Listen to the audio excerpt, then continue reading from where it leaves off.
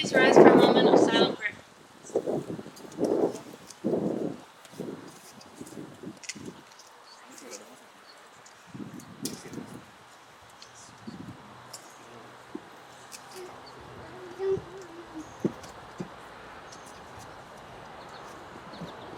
Our opening hymn for today is We Gather Together, hymn number 37.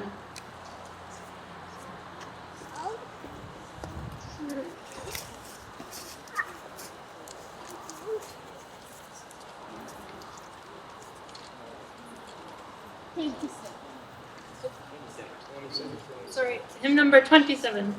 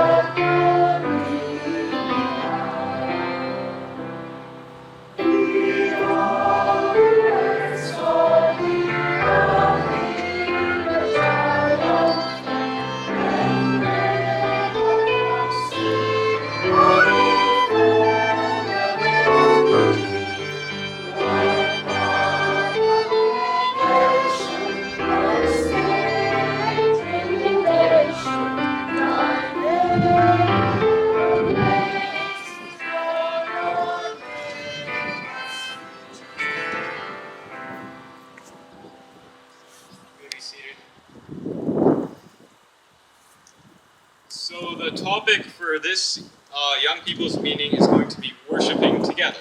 And we have the key text. Sorry, we're going to actually have the opening prayer first. So I'd like to ask Alex Gavrila if he could please pray for us. And you could pray standing up.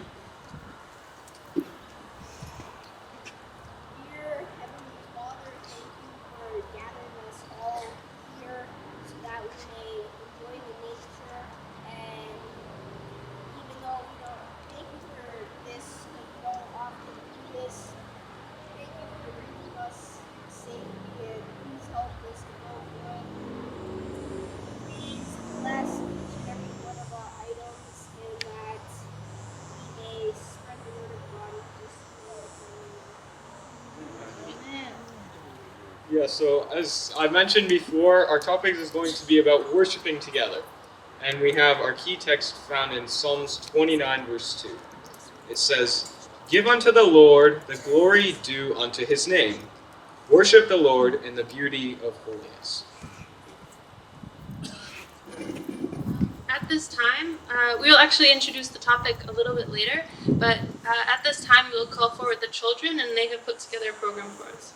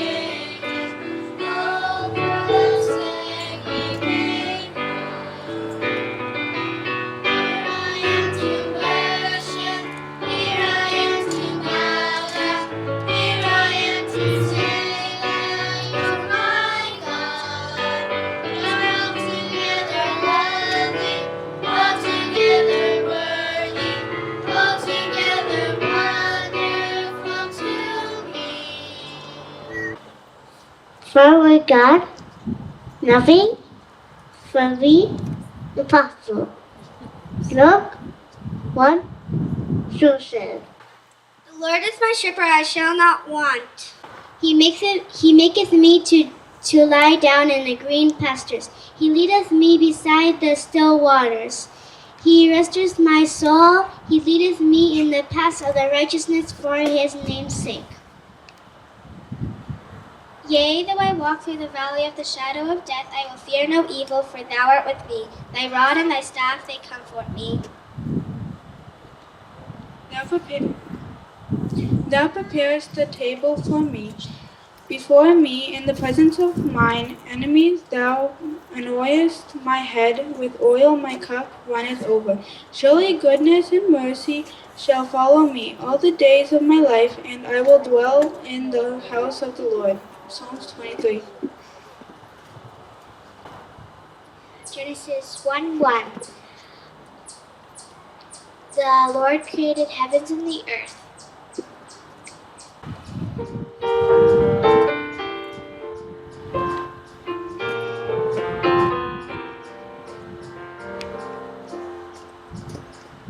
We walk with the Lord in the light of His word. What a glory shines on our way. What we do is good will. He abides with us still, and we know to trust and obey. Trust and obey, for there's no other way to be happy in Jesus but to trust and obey.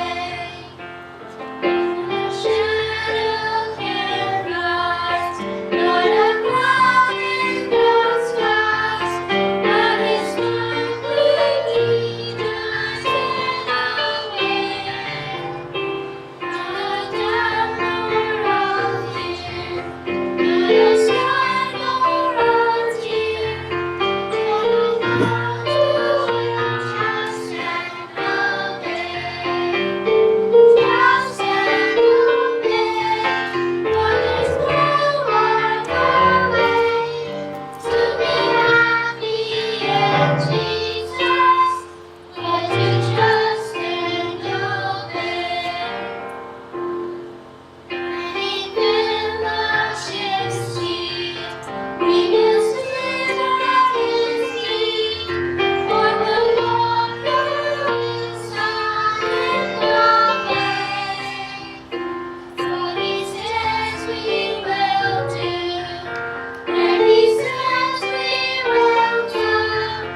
Never fear, only trust and obey. Trust and obey, for there's no other way to be happy in Jesus but to trust and obey.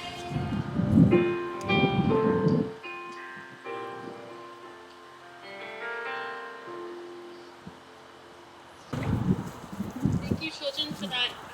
Those beautiful songs. It's always so nice to see young hearts singing praises to God. And since the topic is worshiping together, I'd also like to welcome everyone, and especially Sister Elsa Burek. I heard that she hasn't been to Puslinch in a while, along with any of the other visitors that it's their first time here as well. Now we have a presentation. Brother Servio will tell us a little bit about our topic, worshiping together. When we read in the Old Testament, worship was always related to cleansing. Basically, the people came to the temple to be cleansed. So worship was an act of cleansing. And in the New Testament, when the Apostle Paul wanted to explain the Jews that Christ was now the center of that worship, he makes them understand that law, that those ceremonies in the Old Testament they couldn't cleanse the worshiper. But there was a new rule, there were new rules to be cleansed. And in the book of Hebrews, he starts saying, in Hebrews chapter 10, verse 1, he says, "For the law, having a shadow of good things to come, and not the very image to the things, can never, with those sacrifices which they offered year by year continually, make the comers thereunto perfect." So those ceremonies couldn't make anyone perfect. "For then would they not have ceased to be offered, because that the worshippers, once purged, should have no more conscience of sins. But in those sacrifices there is a remembrance again made of sins every year. For it is not possible that the blood of bulls and of goats should take away sin." So he's saying it was impossible for these ceremonies to cleanse. And then if we go down to verse 19, he makes something that today we want to remember. And it's why we come together, to worship. So we come together for the same reason that they did it in the Old Testament, which was for a cleansing. But he mentions something here very, very, very important. He says here in verse 19 of Hebrews chapter 10, he says, "Having therefore, brethren, boldness to enter into the holy by the blood of Christ." So there's a new entrance into the temple, which is by the blood of Christ, "by a new and living way, which he had consecrated for us, through the veil, that is to say, the flesh. And having a good priest over the house of God." Then he says, once we have this high priest, let's do this. And this is what he says that we have to do. Verse 22, this is a very, very well-known verse. Let us remember it in the context of worship. He says, verse 22 says, "Let us draw near with a true heart of full assurance of faith, having our hearts sprinkled from an evil conscience, and our bodies washed with pure water." So the cleansing still happens in the New Testament, but it happens through the blood of Christ. That's what he says. And he's saying, let us come, let us draw near, let us get together with a true heart, in full assurance of faith, having our hearts sprinkled from evil. Verse 23 says we have to do something else. He says, "Let us hold fast the profession of our faith without wavering." He's saying, let us come together, not doubting. And then verse 24, he says, let us consider, this is the point that we want to emphasize this afternoon. He says, verse 24, "And let us consider one another to provoke unto love and to good works." So the coming together for worship involved an actual work that we have to do among each other. So the cleansing has to happen, but there must be a work that we have to do with each other. And the first thing that he says here is, let us consider one another to provoke unto love and good works. When we come together and people have interactions with us, can they say that we provoke them to love? Can they say that by our interaction with them, we encourage them to do good works? That's the question when we come together to worship.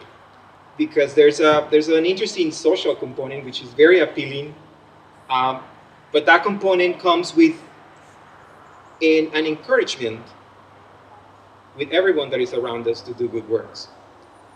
Do we do that? And then verse 25, it's connected especially for us in the end time. He says, "Not forsaking the assembling of ourselves together, as a manner of some is, but exhorting one another, inasmuch the more as we see the day approaching." This is talking about the day of the end. So as we come together to the end, the Apostle Paul says that the coming together is necessary. We have to come to worship.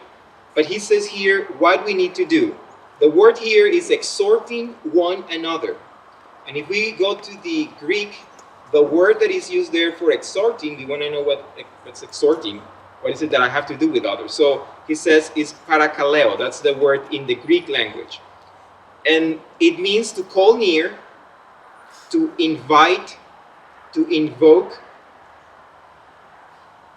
beseech, call for, comfort, exhort, entreat, pray. So what we have to do is we have to appeal to others. We have to encourage others so that they may get close to God. By us reflecting, by us provoking in them the good works and the love of God in them. So as we come together in worship, God invites us to remember that the worship is an act of cleansing that He does for us.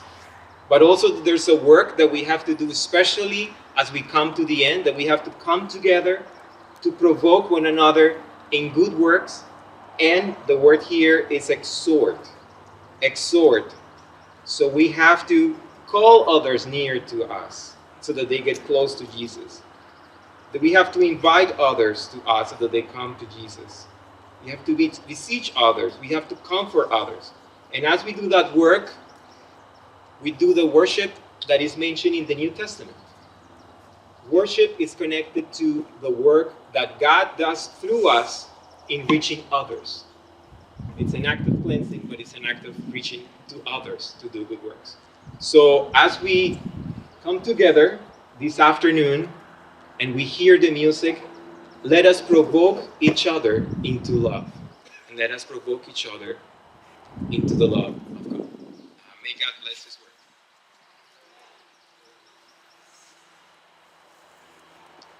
Thank you very much, Brother Servio. At this time, I'd like to ask Mikey to come forward, and he recently came back from California and has some words to share with us about worship.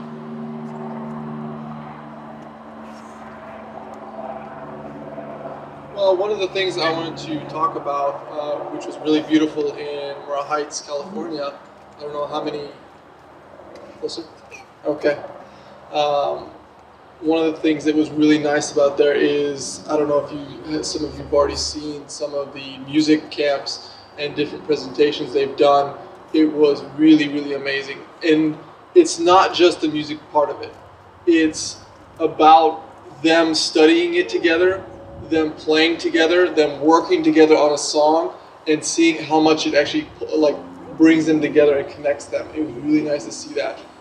Usually, when we prepare for a musical concert or something, we would prepare usually about a month or so in advance, and we would get everyone together usually on Sundays, or we would do Saturday afternoons or Wednesday night after prayer meeting. It was really nice to study it together and to sing together and play the instruments, but the amount of connections it made. The people who we invited from the school there and other places, seeing them interact with everyone there and how friendly everyone is and how friendly everyone was, and us just working together for one common goal and helping each other out when one of us had a difficulty learning a certain part or practicing a certain part for the concert, how much that bring everyone together. And I remember one of the students in our class, he had a very hard time learning this one part. And after that particular practice was done, he met with, I think, 3 different people, and they had 3 different sessions during the week when they studied together. That coming together for that common goal, that brotherhood, and that friendship was that strong and that amazing, and it was so amazing to see it, because not just the friendship, but also us being able to present something and prepare something to share with others and other people, and it was something beautiful. And we're having people practice now a lot more in Puslinch, and it's really, really nice to see that.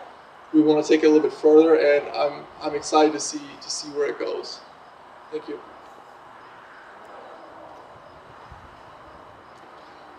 Thank you, Brother Mikey. Now we will have a song by Jenny on the piano. There's a Bible verse in Psalms 108, verse 3. It says, I will praise thee, O Lord, among the people, and I will sing praises unto thee among the nations.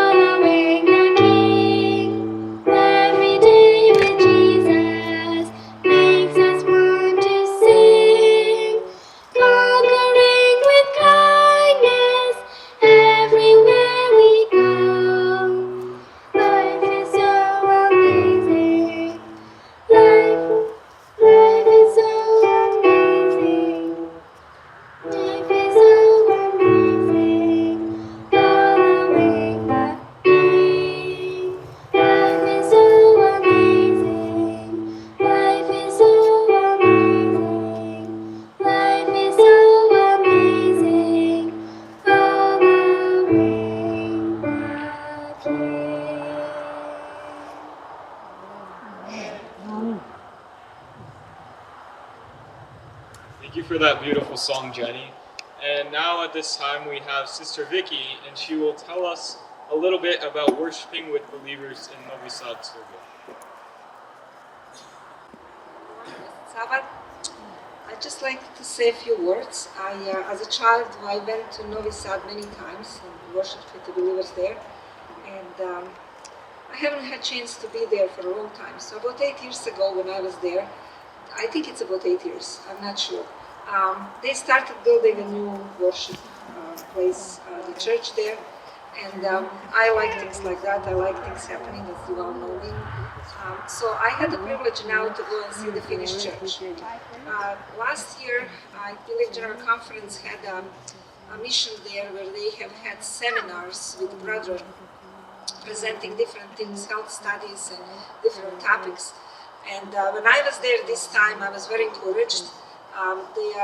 The church is beautiful on its own, but they have 12 visitors that are coming regularly for the last year, ever since the seminars. So, and seem to be very sincere people, very, very involved, answering the lesson and doing all these things. So I was very encouraged, and worship there, I think they're very happy, and for me it was a really big experience to go back there and to see it. Meanwhile, we visited a church in Starčeljane, where Brother Dalibor comes from, and my daughter-in-law Vidana, and we had a really blessed time there with lots of young people and all that. So I praise the Lord for that. Thank you.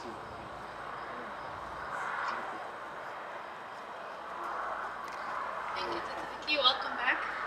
Now we will have Sister Susan, and she has some words to say about the conference in Lund.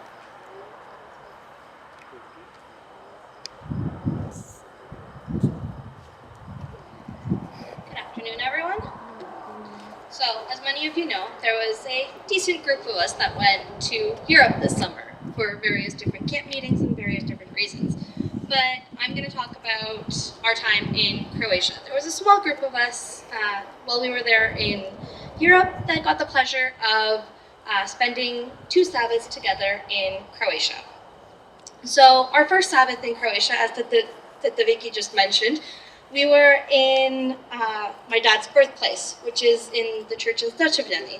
And while we were there, Teta Vicky's husband had the pleasure of holding the sermon for us. And he held a very nice sermon while we were there, and we got to spend time with the local families that were in that area.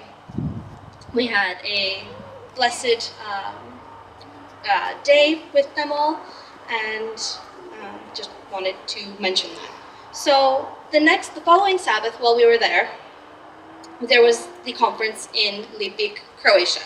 So at this conference, the main speaker was Chongi Matjaš, and he spoke about if we were really living in the last days of this world, and where and how to be ready for this time. So he held 2 studies on Sabbath about this particular topic. Also, at this conference, there was 2 Bible workers who were brought into the work of God, which were Daniel Poropat and Goran Anđelić. For this conference, there was also a baptism, so 1 more soul was brought into the family of God. And with this, there was families that came from Denmark, Austria, Germany, Serbia, and all over Croatia to this camp meeting. So there was people and families from all over the place, and I would like to convey all of the greetings from this camp meeting to all of you here. And I would like to say that, on a final note, that all the young people from all of these different places were brought together, and we had a great time getting to know each other and spending time together. Amen.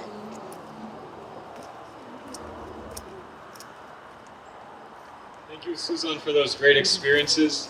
Now I'd like to ask Sister Milena if she could come up, and she is going to share with us some experiences of how they worship in Australia.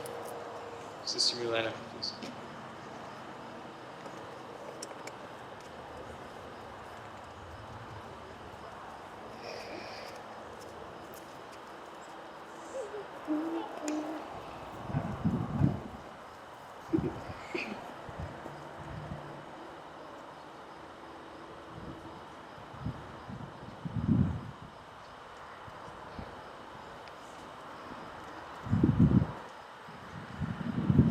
I guess I was a bit late texting my granddaughter to say, please don't ask me.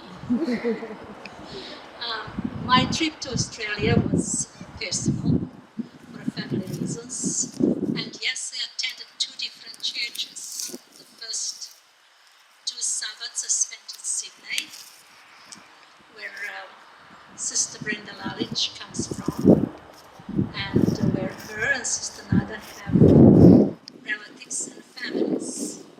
It was a very enjoyable time. Their form of worship is very much like ours, but one thing I did notice, we are blessed with more young people than they are. The young people were everywhere around in Australia, but our young people are here in Puslinch and Toronto, and it is wonderful to see the younger generation. While I was in Adelaide with my family, I attended a little church in Adelaide. One thing that I noticed was that 75% of those who attend the church are not members, were visitors. When I was talking to a new Bible worker, I said, you must be working hard. He says, oh, no. He says, these are all the contacts of Brother Chongi Matthias. So which you young people have opportunity to meet. And yes, his absence from Adelaide Church is felt very much. But Brother Jacob and his wife, Sister Sandra, who are Brazilians, are going to be very busy, and indeed they are settling in very nicely. One thing I also noticed is that Children's Sabbath School is very active. I have some photos of children taking part in their Sabbath school, and they study seriously. The book of Daniel Revelation is brought down to their level, they can understand. The book of Isaiah is also brought to their level, that they can understand. And during the divine service, the beginning of divine service, children present to the church what they have learned at Sabbath. And that is one of the wonderful examples that I noticed. And believe me, the children are very happy to participate in these activities. You have greetings from both churches, and you also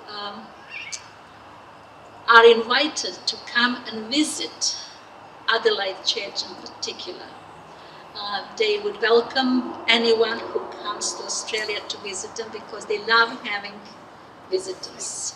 A couple of years ago, it was a gathering in Sydney for missionary leaders of General Conference, and that is where in Adelaide, I met Brother Fenaro, and there was a missionary school. There were other brothers that have attended, and they come to visit Adelaide. And Adelaide people were very happy, so they hope that people from Canada will come and visit them also. Thank you.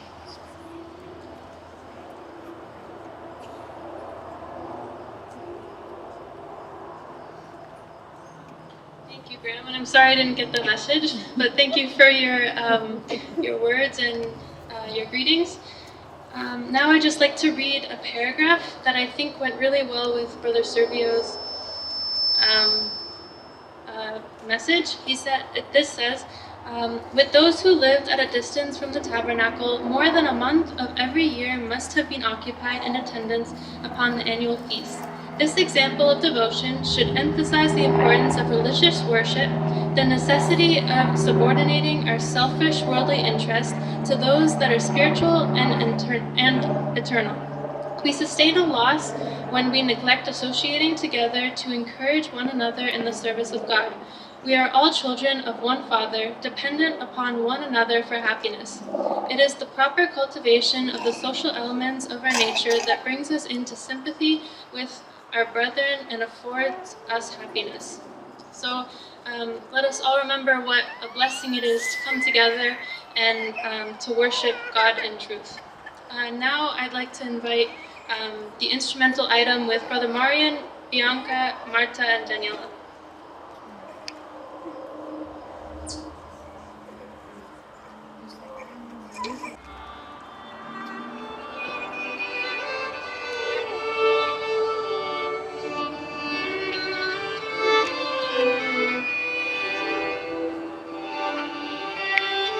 This is the best I could do for all of them. To be honest, I should be looking this up because I don't know this stuff. Am I? I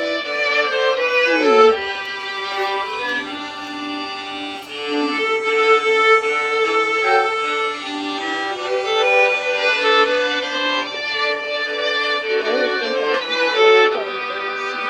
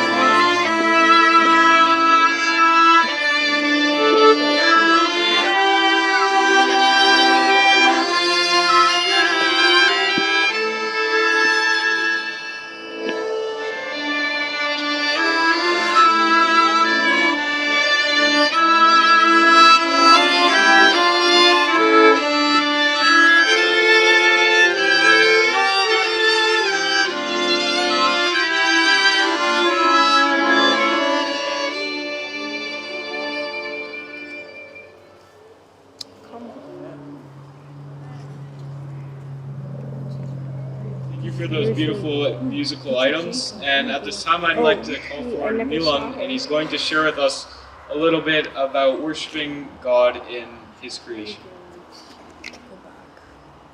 Let's go back. Good afternoon, everybody. Let's go back to where we were. I understand today's topic is about different types of worships and worshiping together. As we see already, and we will still see some of the little presentations, that people travel long distances to go worship with other brothers and sisters of the same faith, which is really beautiful. But however, today, just shortly, I want to touch just another angle, and I want to ask a couple questions, which you don't need to answer to me, but you can answer to yourself. When we come to church, it's the most beautiful thing on Sabbath day, and we have a worship together, and it's amazing. The question for you that you need to answer yourself: what do you do when you stay home? When you don't go to church, what do you do? Do you still have a worship? Do you still wake up on time? Do you have a Sabbath school lessons? How about offering? So this type of thing you can answer yourself. I know I came from the family where my father and my mother, they kept up very, very strict. Not only procedure on Sabbath in church or at home, but it was always strict to the what we wear on that Sabbath day till from the Sabbath school lesson and everything else that goes on. However, I must say that the years are went by and we all slept a little bit and slept, and we just like, we're not as much strict anymore as we used to was. I'm talking for my family and myself. However, one thing that my family likes to do, we like to make pop-up churches. Anybody know what pop-up church is? Nobody? All right. So when we go holidays, we love company. Just recently we went camping for about a week and we really love to have company when we go.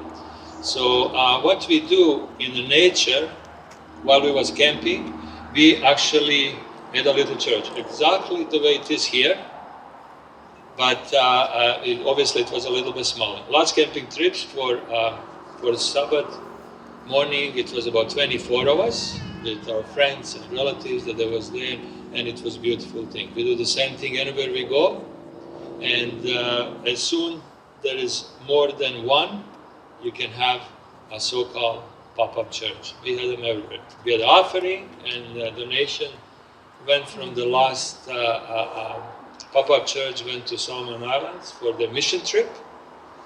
And I think it's very, very important. So today what I would like to do, I would like to encourage everybody, anywhere you are on a Holy Sabbath day, that you still have a regular worship and regular services. However, in order to do that, we need to stick together.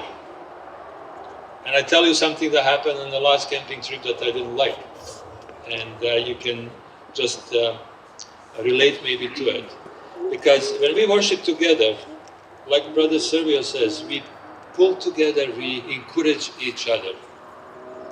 We also make each other come on time in church. We also make each other not skip anything. However, we had it for the last few years on our camping trip, yearly camping trip that we do. We always have this pop-up church and everything looks really good, and we have a Sabbath school in the morning, and that Sabbath school in the last few years was always had by Brother Pam and Sister Pam Stemler. Sorry, Brother Frank and Sister Pam Stemler. I apologize. So they always come, and they was going to come for this trip as well. However, we got up early, and we text everybody because there's few families, right? We text everybody we're going to have a Sabbath school. However, I got the text that they could not come for Sabbath school. Something came up, and that morning they could not come. So guess what happened? I sent the text out that they could not come, and everybody was late. Nobody was there for Sabbath school. So the reason why I'm saying this is just, this is how important it is to come and worship together and stick together, that we can encourage each other, that we can do things on Holy Sabbath day, that we can do things timely, and we can do everything in order. My bishop prayer is that we can do more of this pop-up churches, doesn't matter where we are, at our home or anywhere around where we travel. Amen.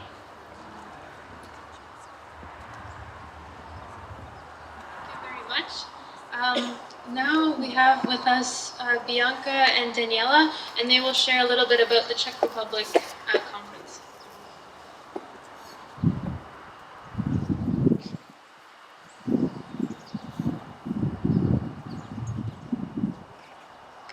So we're going to tell a little bit about the conference in Czech Republic, which was in the first week of July, and a lot of people from Canada also attended. And the first night that we arrived there, we were introduced to each other, and they did it like country by country, so every country came together to the front, and all the people from our country were introduced to the rest of the group. And after that, they divided us into different groups so that we would know how to spend the following week in a specific group. And during the week, we had different studies every morning, which were held by Brother Chapman from Australia, Brother Adrian from America and Brother David from America as well. And they all had different topics about the evolutionary theory and about Christ's second coming, and also about the different generations in our church. After the presentation, so this was they happened daily. We had one after another, and with 10 minutes break in between. And after these presentations, we had lunch, followed by a little break. And the afternoon we had more leisure time. It was, we had free time to interact with each other, get to know each other, and we also had some games. And also, a lot of us went for walks. It was very nice nature around, just like fields of wheat, and we all enjoyed it. We took pictures. And then it was just a nice time when we got to know each other, because there were people from so many countries, so it was really nice. And every evening there was a press conference where the people could ask all the questions to the three pastors.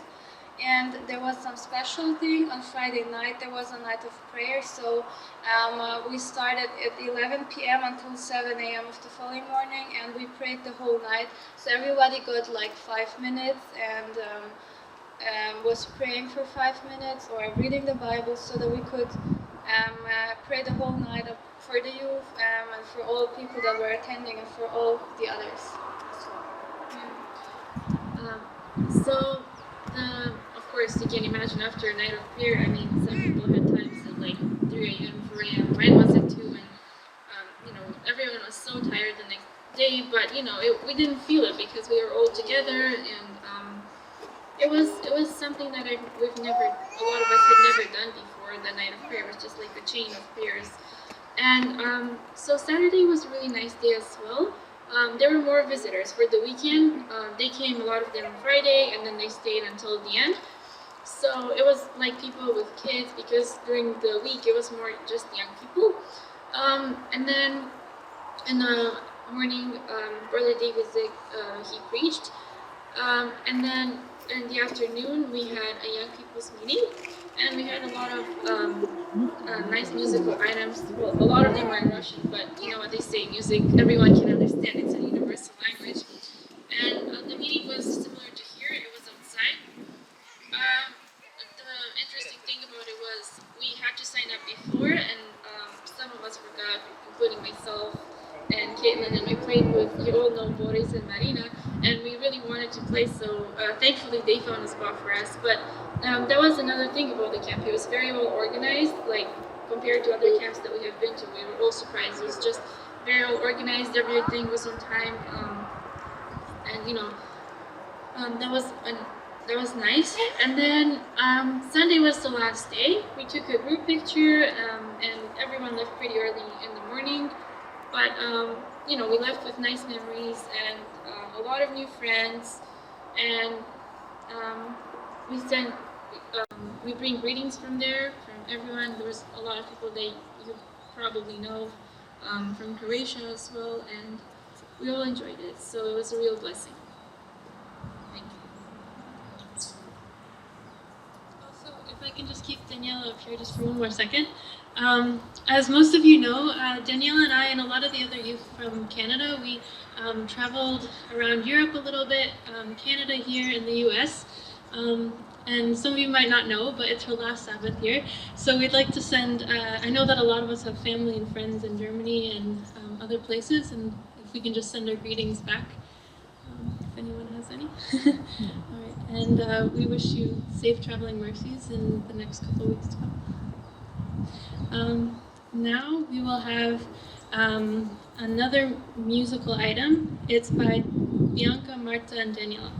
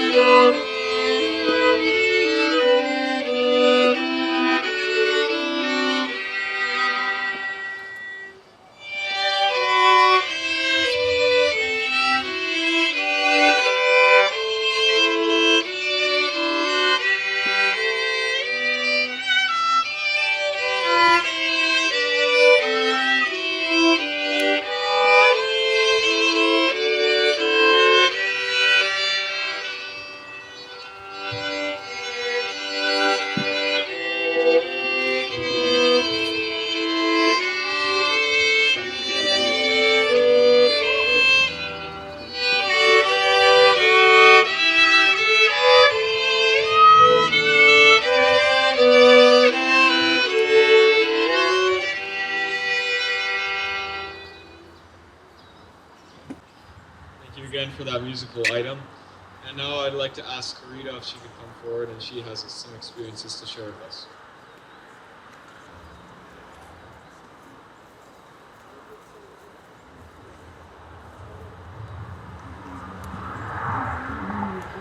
Good afternoon, everyone.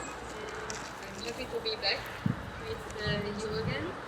So during our visit in Europe, we spent our Sabbats in 3 different churches. 3 of our Sabbats we spent in the church where I grew up, where I spent my childhood and youth. Over there, the program the same. They have morning worship, but what is maybe different from here, they have every Sabbath afternoon program, and they are studying right now the 2nd volume of the testimonies. So every Sabbath afternoon they have songs, poems, experiences, but they have a few pages or a whole chapter, depend how long is the chapter of this book like study. Sometimes they just describe what is in the chapter, sometimes they ask different questions and the congregation answer and they study together. Over there, quite few young people, but because it's summer, most of them are not there, not in the church. But we had the opportunity to meet with a few of them. The other church which we visited, it's in Hungary, where most of you know Matyi is living. That church is not large. I would say maybe 10-12 members together. But the Sabbath when we've been there, because we prepared for Matyi's wedding, we had the opportunity to be around 35 people, and we had fellowship with them for lunch, and they have as well afternoon program every Sabbath. They are not studying from different books like in Romania, but they used to have short sermons, song service, experiences. Over there they have a few visitors who are coming on a regular basis. It was nice to be again there. I spent maybe 10-12 years of my childhood in that church every summer. It was nice to be back. And our third church which we visited, it's the campus in Romania, Porumbacu. They had over there a music camp the whole week before this Sabbath, so we went for the Sabbath program. It was very nice to see all these, I would say young kids, because I think youngest one was like 10, 12-year-old and up to maybe 30, I don't know. It was very nice to see them together, and in the Sabbath lots of songs over there, orchestra and choir, or both of them together. And Sunday it was very nice. They went in the city because this camp is out in the nowhere in the mountains. They went to the closest city and they had a 1.5 hour concert, choir, orchestra and both together. And it was open to the public, so I think they give flyers away the week before or day before to the people. And we had a few visitors, outsiders came in. It was in a Lutheran temple organized. It was very nice to be present, to watch them, how they sing, how they praise the Lord. And as a summary, I would like to read 2 Bible verses from Ephesians 5, verse 19 to 21. Speaking to one another in psalms and hymns and spiritual songs, singing and making melody in your heart to the Lord, giving thanks always for all things to God the Father in the name of our Lord Jesus Christ, submitting to one another in the fear of God. And may God help us to worship Him together everywhere we go in this world. Amen.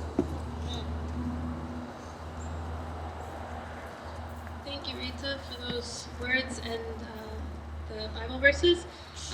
Now we will call forward Marta, and she has a little bit of something to say about the Colorado kidney.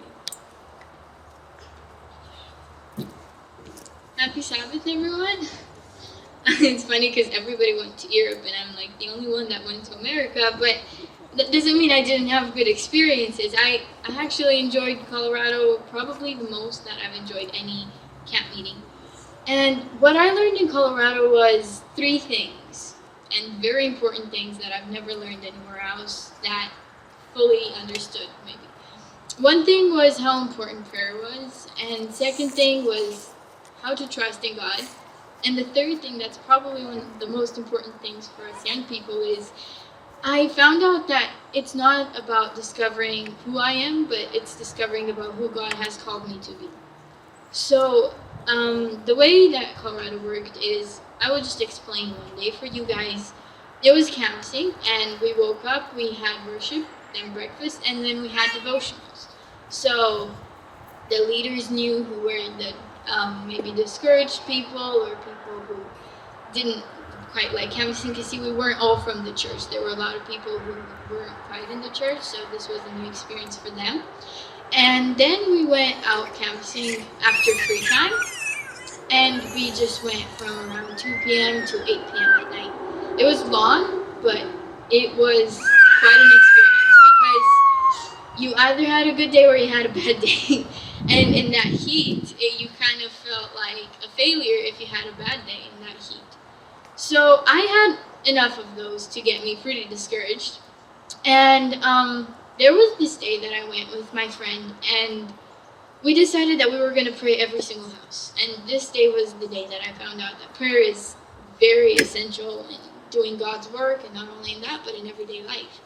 So we prayed every single house, and we sold the book almost every single house. And it's not about the selling that I was impressed about. It was about how God works and about how much people listen to you. And you know, it was so amazing, because that's when I realized it's not me doing anything, but all I'm doing is asking God to do the work. And you also learn how to trust in Him, like I was saying. You trust in Him because He's opening the hearts of the people. It's not you. Maybe, maybe some people get a little proud because they're good with talking to people and they think that it's me opening their minds and helping them become more comfortable, but it's God. It's not us who does it. And then the third thing was, like I said in the beginning, I found out that I'm supposed to discover who He's called me to be instead of discovering what I am and what I like and how I feel about this and how I feel about that. It's more about He called me to be a missionary for Him, and He called us all to be missionaries in our everyday lives. And the cool part about this is you don't learn this like only in Colorado. There's gonna be so many more canvassing projects that you can send your children to go to, and I recommend this so much because it's helped me so much, and I know it's gonna help your children and even yourselves to be leaders. You can contact the people, and I also want to bring greetings from Colorado. Brother Danny Bavak and his wife send their greetings, and it was just a blessing for me to be there, and I know it will bless you in the same way or even more than it blessed me if you go to the next one. Amen. Thank you for those encouraging experiences that you had in Colorado, Marta. And now I'm going to call forward everybody who plays an instrument, and we're going to have our instrumental. So if you could all please come forward.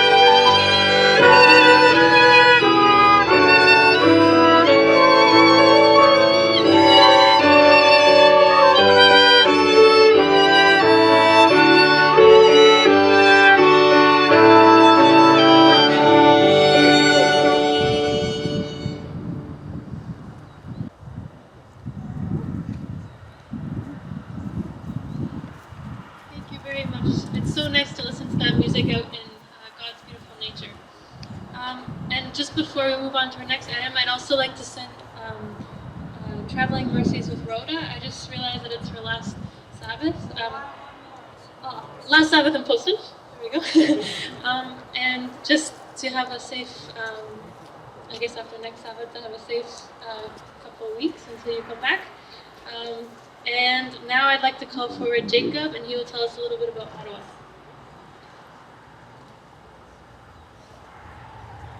Hello, everybody.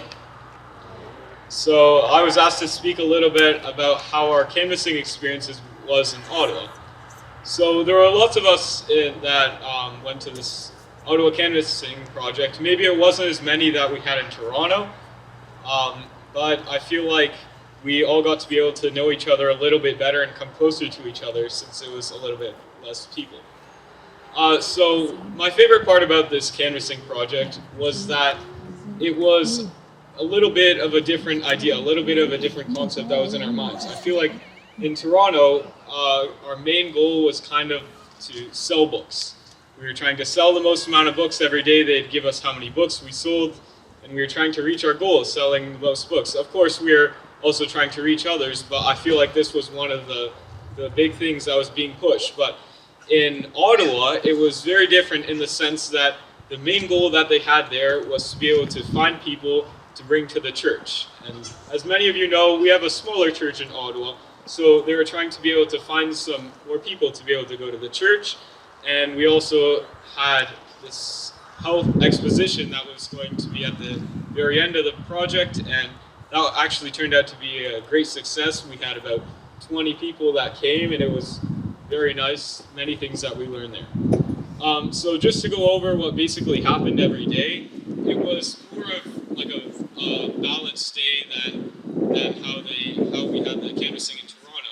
In Toronto, we had a long period of time we were canvassing for most of the day, and here in Ottawa, we would get up, we had morning worship, and then breakfast, and then after that, we would have a little bit of free time, and then we would have a short study, about an hour and a half to 2 hours study, then a little bit more free time, then we had lunch, and after that, we would get ready and go off to canvassing, and we went canvassing for about 4 hours every day. And I feel like this way we were able to not get too exhausted from just doing one thing or the other. And I really enjoyed the studies because I felt like it was a time to kind of relax, take a little bit of a break from everything that we were doing, but we were also learning so much from the studies. So I really thank God for the opportunity to be able to attend this canvassing project, and I hope that we will be able to do it again in the future.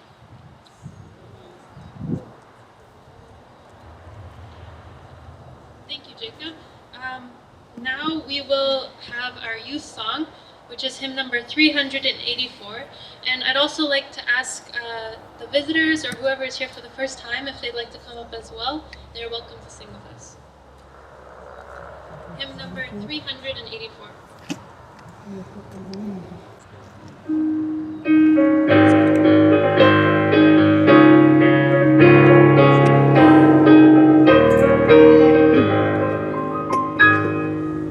Sky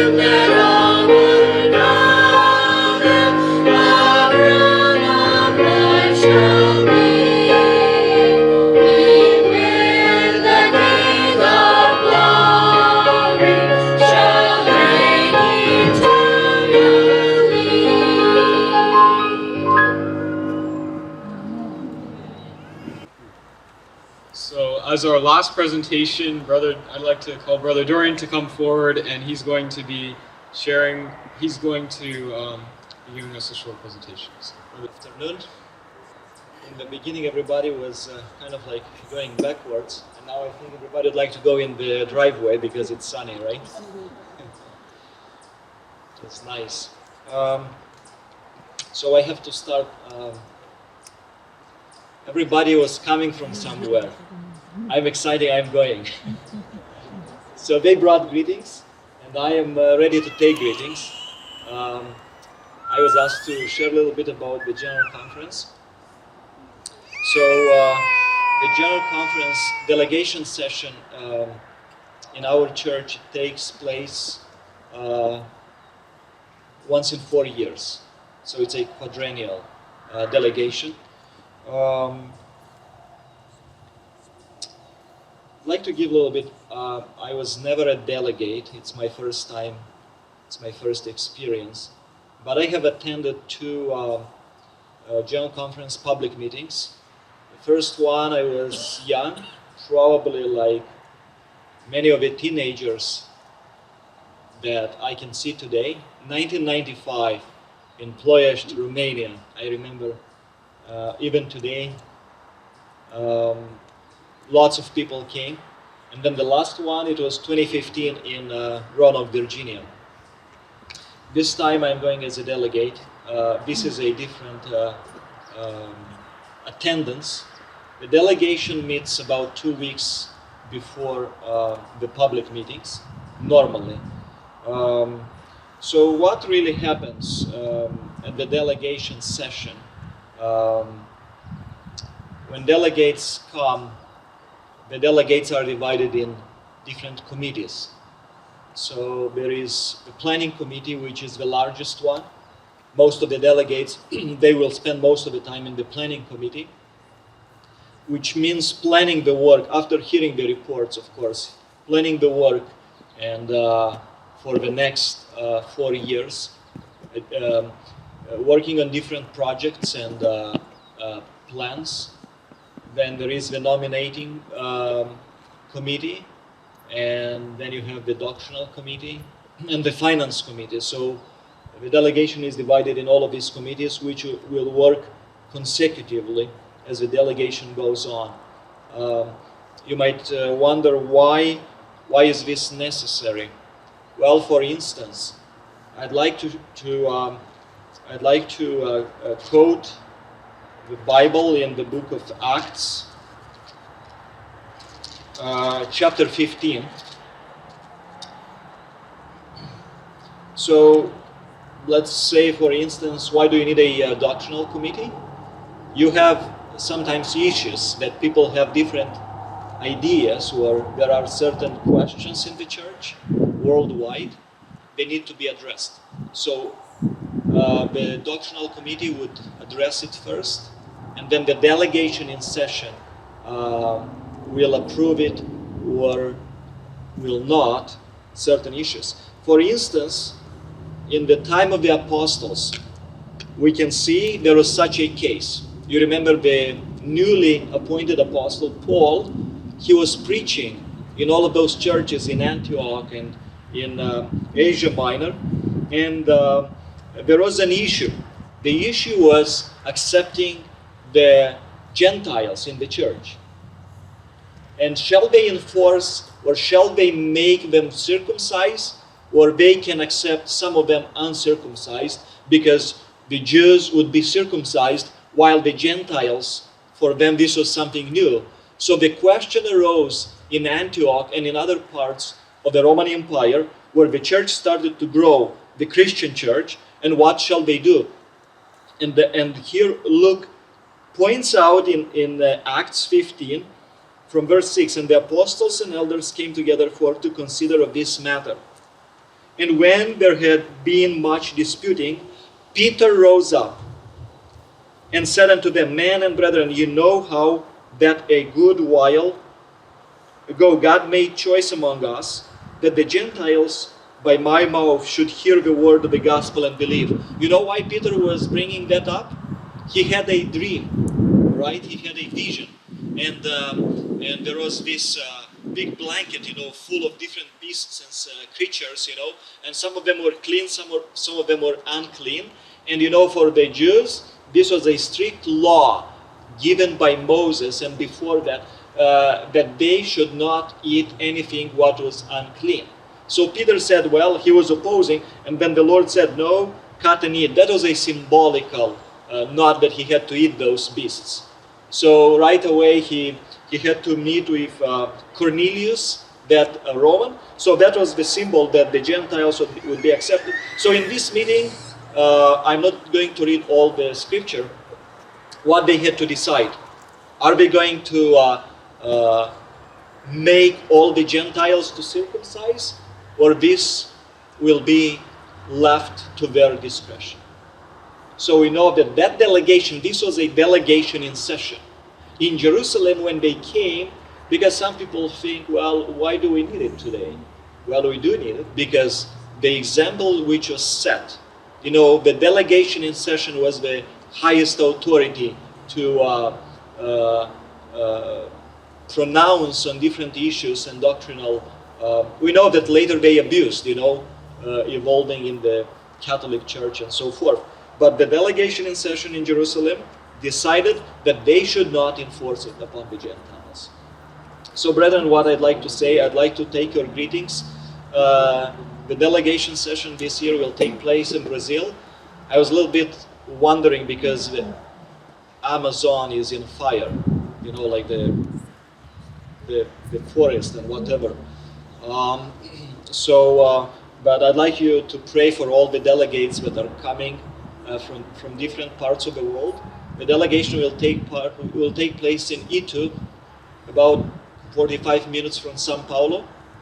We are flying to São Paulo, and then the public meetings, which will be from September 19, if I'm not wrong, to 21st, will take place in Sumaré, close to São Paulo as well.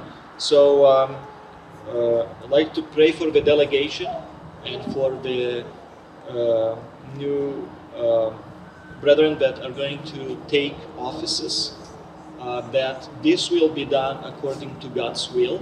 And also I'd like to read one paragraph at the end from the book Christ Object Lessons. And here it says, I have often been instructed by the Lord that no man's judgment should be surrendered to the judgment of any other one man. Never should the mind of one man or the minds of a few men be regarded as sufficient in wisdom and power to control the work and to say what plans should be followed. But when in a general conference the judgment of the brethren assembled from all parts of the field is exercised, private independence and private judgment must not be stubbornly maintained, but surrendered. Never should a laborer regard as a virtue the persistent maintenance of his position of independence contrary to the decision of the general body. God has ordained that the representatives of his church from all parts of the earth, when assembled in a general conference, shall have authority. The error that some are in danger of committing is in giving to the mind and judgment of one man or of a small group of men the full measure of authority and influence that God has vested in his church.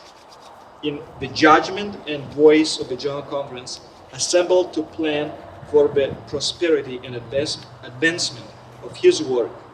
This is from Testimonies for the Church, Volume 9, and also Christ Object Lessons.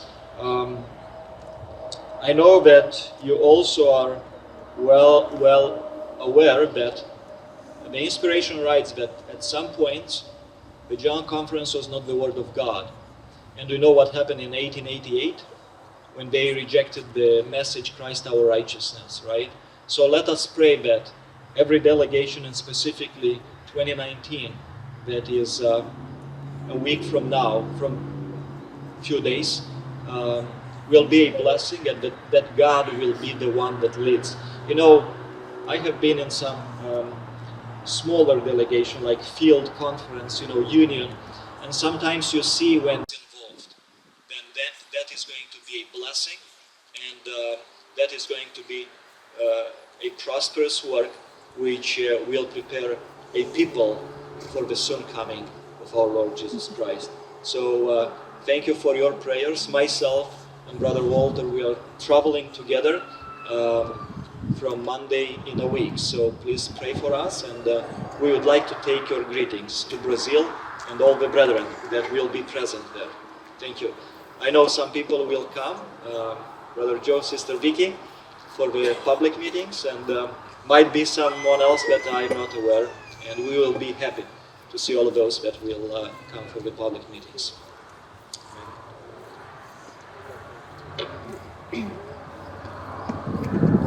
Thank you, Brother Dorian, and we wish you traveling mercies along with whoever else may be going to the conference in Brazil. Now, at this time, I'd like to call upon the ushers to come forward. If Julian and Kevin could please come forward to collect the offering.